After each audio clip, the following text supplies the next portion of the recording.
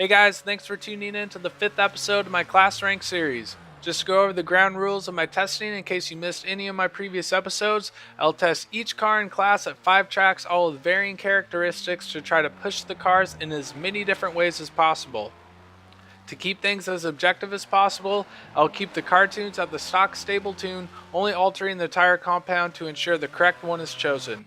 I'll rank the class at each track, and based on the total performance across all 5 tracks, I'll rank the class from slowest to fastest while providing my pros and cons based on how I felt each car handled during testing.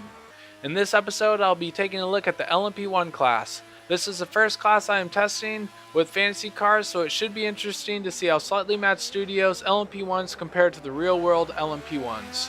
The LMP1s are also going to provide a unique variable in that they use a KERS system. The 2014 regulations allowed race engineers to map out when the KERS would be automatically deployed for each car, and that was track specific. For simplicity's sakes, it seems like Slightly Mad Studios decided to set the KERS to deploy automatically when the driver exceeds a certain amount of throttle input, around 90% from my understanding.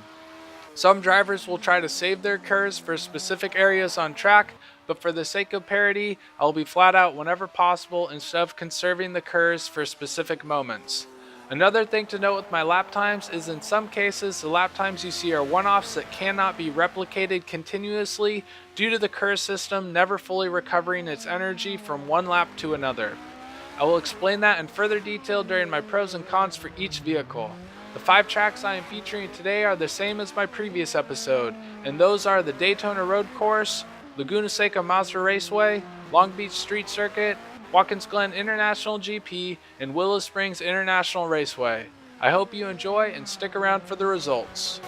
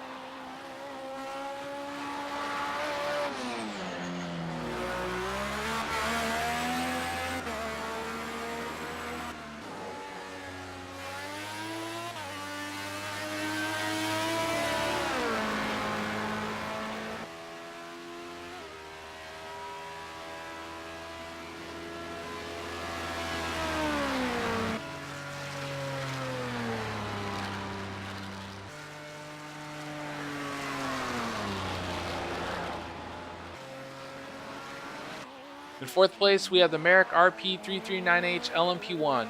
The car showed promise after Daytona despite it only being a rear-wheel drive car, but quickly fell off after that. The straight line speed is there if the car has a long enough straightaway with KERS saved up, but with its less than stellar KERS system, the car really struggles to get up to speed on smaller tracks and struggles to keep up with the other cars in class through the corners. Because the KERS unit does not recover energy that well under braking, the car can fall even further behind on race pace laps. I'm not sure if Slightly Mad Studios made a conscious decision to spec this car in a way that is a step below the Toyota and Audi, but if they didn't, hopefully some performance boosts to the way the car recovers energy under braking will be implemented in the future. In 3rd place, we have the RWD P30 LMP1. If the Fantasy manufacturer name wasn't a big enough hint, the P30 is just like the other Fantasy LMP1 car in that it is rear-wheel drive. Like the RP339H, the P30 really struggles to gain any significant KERS back from braking. The P30, however, can compete well with the Toyota and Audi through the corners, although that comes at a cost of straight line speed. My thoughts of the P30 are very similar to the RP339H. It feels like it is a peg down from the Toyota and Audi, and in order to compete with those vehicles, the car would need a boost to the recovery of its KERS system. In 2nd place, we have the Toyota TS040 Hybrid. This car has an insane amount of acceleration from its KERS system that makes even the Audi look slow out of corners. However, that powerful KERS system comes at a cost of depleting much faster and being slightly more difficult to recover under braking than the Audi. The car can also be more sensitive to off-throttle oversteer if turn-in is not smooth enough on high-speed corners. The car also has trouble keeping up with the Audi on race pace on smaller tracks with less opportunity for KERS recovery. From my experience, the stable setup is also holding this car back from its true potential, as for the most part, the car is dominating the Audi on the leaderboards once people tweak the setup. Despite its faults with the stable stock setup, the car is extremely competitive and fun to drive. In 1st place, we have the Audi R18 e-tron Quattro 2014. Compared to the brute force of the TS040's acceleration, the Audi is much more tame and methodical. The car is very smooth through the corners, and while its KERS system won't blow the doors off the competition, it is extremely easy to recover during even minor braking zones, giving the car an almost limitless supply of KERS to use compared to the rest of the class.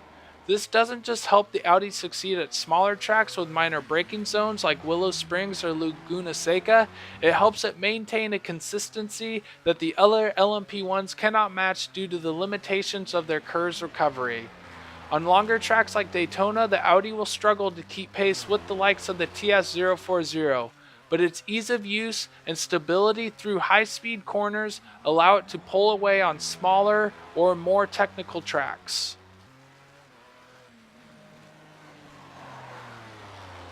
This was by far one of the hardest classes to test due to the complexity and uniqueness of each car's KERS system. I think the stable setups are very conservative in how much front and rear wing they use. In my experience, you can drop a lot of time with any of these vehicles on faster tracks like Daytona, Le Mans, or Spa simply by reducing the amount of aero and increasing the final drive ratio. I hope you guys enjoyed. Let me know what you think of the LMP1 class in the comments below. Thanks for tuning in, and until next time, take care everyone.